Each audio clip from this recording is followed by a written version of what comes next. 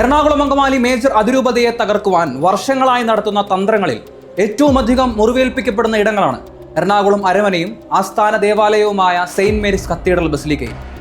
എല്ലാ വർഷവും വലിയ ആഴ്ചയിലേക്ക് പ്രവേശിക്കുമ്പോൾ അന്ധകാര ശക്തികൾക്ക് ഇരിക്കപ്പുറതിയില്ലാത്ത അവസ്ഥയാണ് കത്തീഡ്രൽ ദേവാലയത്തിൽ കാണാറുള്ളത്.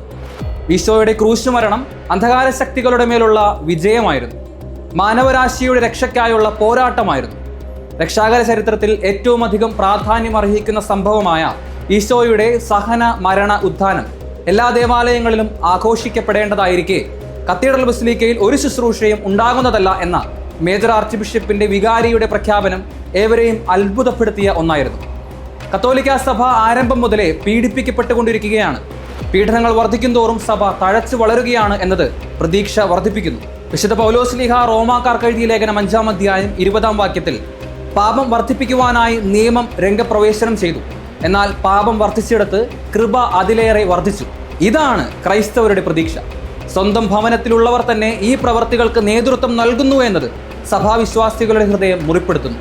സമരക്കാരി സ്ത്രീയുടെ ചോദ്യത്തിന് ഈശോ നൽകിയ ഉത്തരം ഇന്ന് നിറവേറപ്പെടുന്നു എന്ന സത്യം കണ്ണു തുറന്ന് കാണേണ്ടി വരുന്നു. ആത്മാവിലും സത്യത്തിലും ആരാധിക്കേണ്ട സമയം വിദൂരമല്ല എന്ന് തോന്നുന്നു. ലോകത്തിൽ പലയിടങ്ങളിൽ ക്രൈസ്തവർക്കെതിരെയുള്ള പീഡനങ്ങളുടെ ആധിക്യം വർദ്ധിച്ചുകൊണ്ടിരിക്കുകയാണ്.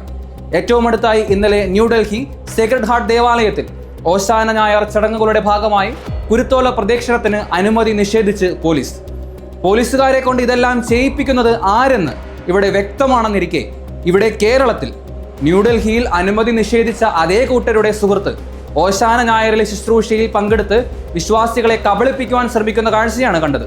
ചുറ്റും നടക്കുന്ന നീചപ്രവർത്തികൾ വിശ്വാസികളെ നിങ്ങൾ കണ്ണു തുറന്നു കാണണം. പിശാചിന് അവസരം കൊടുക്കാതിരിക്കുവാൻ ജാഗ്രതയോടെ കരുതിയിരിക്കണം. എൻ്റെ നിശബ്ദത നാളെ എന്നെ അടിമയാക്കും എന്നത് മറക്കാതിരിക്കണം. ഇതൊന്നും എന്നെ ബാധിക്കുന്നില്ല എന്ന ചിന്ത വിടണം. ഈ കേരളത്തിലും അന്ധകാര ശക്തികൾ അഴിഞ്ഞാടുകയാണ്. എന്നാൽ ഈശോ പറഞ്ഞ വാക്കുകൾ മറക്കരുത്. ഇത് അന്ധകാര ശക്തികളുടെ സമയമാണ്. എന്നാൽ പീഡനത്തിനും മരണത്തിനും ഒടുവിൽ ഉത്ഥാനവും ഉണ്ടെന്നതാണ് ഓരോ ക്രിസ്ത്യാനിയുടെയും ഏറ്റവും വലിയ പ്രതീക്ഷ. നീതിക്ക് വേണ്ടിയുള്ള പോരാട്ടത്തിൽ ഈശോ തോറ്റുപോയെന്നാണ് ഫരിസേയർ കരുതിയത്. എന്നാൽ അവന്റെ കുരിശ് പരാജയത്തിന്റെ അടയാളമായിരുന്നില്ല. പാപത്തെയും മരണത്തെയും കീഴ്പ്പെടുത്തിയവന്റെ സിംഹാസനമായിരുന്നു അത്. അവനെ അടിച്ചു തകർത്ത ചാട്ട ചോരച്ചായം പൂശിയതാണ് നമ്മൾ കണ്ടത്. എന്നാൽ അത് അവനെ രാജകീയ പട്ടുടുപ്പിക്കുകയായിരുന്നുവെന്ന് ആരറിഞ്ഞു? മുൾമുടിയും മുറിവുകളും ആ രാജകീയ പ്രൗഢിയുടെ അടയാളങ്ങളായിരുന്നു. ഇന്നലെ സെയിന്റ് മേരീസ് കോൺവെന്റിൽ കത്തീഡ്രൽ ബസിലിക്ക വിശ്വാസികൾ ഒരുമിച്ച് കൂടി ഓശാന ഞായർ ആഘോഷിച്ചപ്പോൾ സഭയുടെ ആരംഭത്തിൽ ക്രൈസ്തവ പീഡനങ്ങൾ തീവ്രമായിരുന്ന സമയങ്ങളിൽ ക്രിസ്ത്യാനികൾ ഭൂഗർഭ കല്ലറകളിൽ ഒരുമിച്ച് കൂടി പ്രാർത്ഥിച്ചതും ബലിയർപ്പിച്ചതും എന്തോ ഓർമ്മയിൽ വന്നു. സഭാധികാരികളോട് ഒരു ഓർമ്മപ്പെടുത്തൽ ഒരു വിശ്വാസിയായ ഞാൻ നൽകുന്നില്ല. എന്നാൽ ലത്തീൻ സഭയിലെ കോഴിക്കോട് അതിരൂപത ആർച്ച് ബിഷപ്പ് വർഗീസ് ചക്കാലക്കൽ പിതാവ് പറഞ്ഞ വാചകവും അതിനെ വിലയിരുത്തിയ അജി പുതിയാപറമ്പിലച്ചൻ പറഞ്ഞ കാര്യങ്ങളും ഇവിടെ ചേർക്കുന്നു. ആർച്ച് ബിഷപ്പ് ഡോക്ടർ വർഗീസ് ചക്കാലക്കലിന്റെ സാത്താനോട് കൂട്ടുചേരരുത് എന്ന പ്രസ്താവന ഈ കാലഘട്ടത്തിലെ ഏറ്റവും ശക്തമായ പ്രവാചക ശബ്ദമാണ്. സുവിശേഷ മൂല്യങ്ങളോടും ക്രിസ്തു മനസ്സിനോടും ചേർന്ന് നിൽക്കുന്നതാണ് ഈ പ്രസ്താവന. സമൂഹത്തിൽ വെറുപ്പും വിദ്വേഷവും വിതയ്ക്കുന്നവരോടല്ല നാം കൂട്ടുകൂടേണ്ടത് എന്ന അദ്ദേഹത്തിന്റെ മുന്നറിയിപ്പ് സമകാലീന ഇന്ത്യയിലെ രാഷ്ട്രീയ അന്തരീക്ഷത്തിൽ വലിയ പ്രാധാന്യമുണ്ട്. മുഴുവൻ സഭയോടുമുള്ള ആഹ്വാനവും തെറ്റുതിരുത്തലുമാണ് ഈ പ്രസ്താവനയിലൂടെ അദ്ദേഹം ലക്ഷ്യം വെക്കുന്നത് എന്നാണ് അജി പുതിയാപറമ്പിലച്ചൻ വിലയിരുത്തിയത്. സഭാധികാരികൾ കേൾക്കാനായി പറയുന്നു, അവിശുദ്ധ കൂട്ടുകുട്ടുകളുണ്ടാക്കി നിങ്ങൾ പലതും നേടാൻ ശ്രമിക്കുമ്പോൾ ഓർക്കണം, കാലിനടിയിലെ മണ്ണ് ഒലിച്ചുപോയിക്കൊണ്ടിരിക്കുകയാണ്. നിങ്ങളുടെ കള്ളത്തരങ്ങൾ മറയ്ക്കുവാനായി പലതും സൃഷ്ടിക്കുമ്പോൾ, മുഖം മൂടി അണിയുമ്പോൾ ഓർക്കുക, ഒന്നും ആർക്കും അറിയില്ല എന്ന് കരുതരുത്.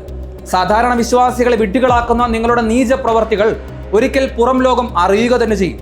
നിങ്ങൾ സൃഷ്ടിക്കുന്ന ഭിന്നത ഇതൊന്നും അവസാനമല്ല, എല്ലാം അവസരമാണ്. വെള്ളയടിച്ച കുഴിമാടം എന്ന് ആരെക്കുറിച്ചാണ് ഈശോ പറഞ്ഞതെന്ന് ഇടയ്ക്ക് ഓർക്കുന്നത് നന്നായിരിക്കും. ഇപ്പോൾ പിലാത്തോസിനെ കണക്ക് കൈകൾ കഴുകാൻ എളുപ്പമാണെന്ന് നിങ്ങൾ കരുതരുത്. തിരിച്ചറിവുകൾ ഉണ്ടാകുമ്പോൾ അനുഭവിക്കേണ്ടി വരുന്ന കുറ്റബോധം യൂദാസിന്റെ സ്ഥിതിയിലേക്ക് എത്തിക്കാതിരിക്കുവാൻ, സ്വയം നശിപ്പിക്കാതിരിക്കുവാൻ സൂക്ഷിച്ചുകൊള്ളുക. ഇത് അന്ധകാര ശക്തികളുടെ സമയമാണ്. എന്നാൽ തീർച്ചയായും ഉദ്ധാനം ഉണ്ടാകും എന്ന കാര്യത്തിൽ യാതൊരു സംശയവുമില്ല. പാപം വർദ്ധിച്ചിടത്ത് കൃപ അതിലേറെ വർദ്ധിച്ചു. പ്രത്യാശയുടെ തീർത്ഥാടകരായി ഏവർക്കും മുന്നേറാം.